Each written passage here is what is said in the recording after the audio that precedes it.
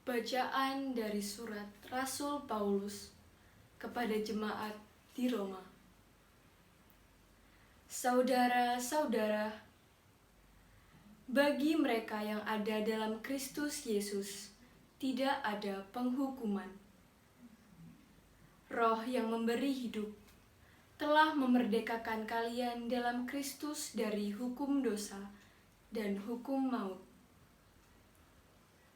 Sebab apa yang tidak mungkin dilakukan hukum Taurat, yang tidak berdaya karena daging, yang telah dilakukan oleh Allah. Dengan jalan mengutus anaknya sendiri dalam daging, yang serupa dengan daging yang dikuasai dosa, Allah telah menjatuhkan hukuman atas dosa di dalam daging, agar tuntutan hukum Taurat digenapi dalam diri kita. Sebab kita tidak hidup menurut daging, melainkan menurut Roh.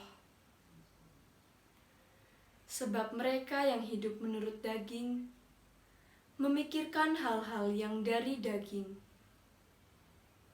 tetapi mereka yang hidup menurut Roh memikirkan hal-hal yang dari Roh. Keinginan daging adalah maut, tetapi keinginan Roh ialah hidup dan damai sejahtera. Sebab keinginan daging itu bermusuhan dengan Allah, karena ia tidak takluk kepada hukum Allah. Hal ini memang tidak mungkin baginya. Mereka yang hidup dalam daging tidak mungkin berkenan di hati Allah.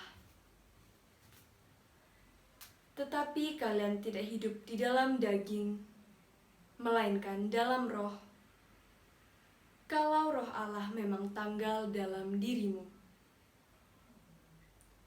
Tetapi jika orang tidak memiliki Roh Kristus, maka ia bukanlah milik Kristus. Tetapi kalau Kristus ada di dalam dirimu, maka tubuh memang mati karena dosa, tetapi ia Roh adalah hidup karena kebenaran.